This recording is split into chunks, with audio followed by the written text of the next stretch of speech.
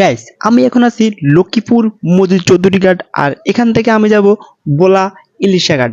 আর আজকের ব্লগটি আমাদের এই দুই ঘাটের ভিতরে। তো দেরি না করে শুরু করা যাক। আসসালামু আলাইকুম, আমি আর এস শান্ত ব্লগার। তো ফাইনালি আমরা এখন আছি লক্ষ্মীপুর মজিদ চৌধুরী ঘাট। আর এখানে ঘাটে আমাদের একটু প্রবলেম হয়েছে। আসলে এখানে পানির জোয়ার আসতে পারে না আসার কারণে ফাইনালি আমাদেরকে একটা ট্রলার দিয়ে আমাদের একটু সামনে নিয়ে যাচ্ছে, কারণ যে লঞ্চটা এখানে ঘাট পর্যন্ত আসতে পারে নাই। সো আমরা এখন ট্রলারে আছি, আর এখান থেকে আমরা যাব এখন লঞ্চ ঘাট পর্যন্ত। আসলে আপনারা ঘাটের দৃশ্যটা দেখতে পারতেছেন, এখানে কোনো লঞ্চ নেই। না থাকার কারণে আছে আমাদের এই প্রবলেমটা। আসলে আমরা ঘাট থেকে আমরা কিছু দূর চলে আসছি, আর আসার কারণে আমাদের এখানে কোনো লঞ্চ নেই। না থাকার কারণে আমরা সবাই এখানে বসে আছি।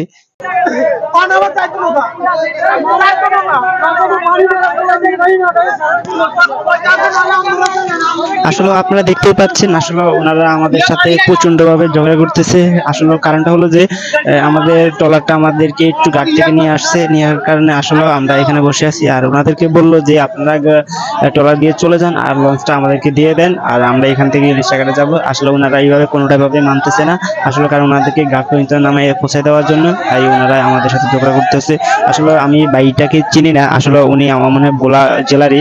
তো উনি ওনাদের সাথে আসলে অনেকবারই রিকোয়েস্ট করতেছে, ওনারা কোনোভাবে মানতেছে না যে ওনাদেরকে ঘাট পর্যন্ত পৌঁছে দাও। আসলে প্রবলেম আমাদেরই, আমরা ওখান থেকে আসলে আসছি এমনিতে আমাদের 1 ঘন্টা লেট, তারপরে ওনারা ঘাটে যাবে, ঘাট থেকে আবার আসবে আরো 1 ঘন্টা লেট। তো আসলে আমাদের কিছু করার নেই, আসলে কপাল দুঃখ থাকলে যা।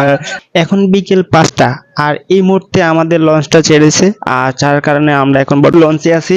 তো এখন আমরা ইলিশা ঘাটে যাব, আসলে যাতে অনেকটা লেট হয়ে যাবে, রাত হয়ে যেতে পারে। তো আসলে আমি আপনাদেরকে দৃশ্যটা দেখাচ্ছি। আসলে আজকে আমাদের একটু প্রবলেমের কারণে আজকে আমাদের অনেকটাই সময় লেগেছে। আর সেকেন্ড কথা হলো যে আমি ভোলা কেন যাচ্ছি, আসলে আমার এক ফ্রেন্ডের বিয়ে। তো আসলে আমি ফার্স্ট টাইম যাচ্ছি ভোলা। তো আপনাদেরকে দেখাচ্ছি আসলে নদীর দৃশ্যটা। আসলে যেহেতু বিকাল বেলা, প্রকৃতিটা অনেকটাই বিউটিফুল। আসলে এই ভাইয়ের সাথে কথা বলে ভালো লাগলো, ওনার বাড়ি ভোলা সদরে। আসলে এই দৃশ্য আপনারা কম বেশি সবাই দেখে থাকেন। আসলে এটা লঞ্চে আসলে বোঝা যায় দৃশ্যটা অনেকটাই বিউটিফুল।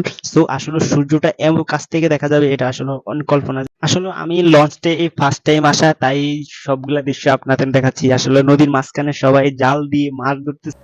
আসলে এখানে চতুর্পাশটা আসলে অনেকটাই মানে বাগানের মতো। আর চতুর্পাশে আপনার নারকেল গাছে অনেকটাই বড় নারকেল গাছ, সুপারি গাছ, দুই পাশে মাঝখান দিয়ে ছোটোখাটো একটা রাস্তা। যাই হোক, দুই পাশে অনেকটাই সুপারি গাছ। আসলে গ্রামের বাড়ির দৃশ্যটা সেটা আসলে অনেকটাই বিউটিফুল। বাট আমি আসলে এখানে বলাটাই ডিফিকাল্ট যে আসলে আমরা শহরে থাকি, হিসাবে গ্রাম অঞ্চলে আপনার দৃশ্যটা অনেক। আসলে আমি এখন বর্তমান আছি ভোলা জেলা কত্তারহাট এলাকায়, আসলে আমার এক ফ্রেন্ডের বিয়েতে। আর সবাই পরবর্তী ব্লগের জন্য অবশ্যই ফলো দিয়ে রাখবেন। তো সবাই ভালো থাকবেন, সুস্থ থাকবেন, খোদা হাফেজ।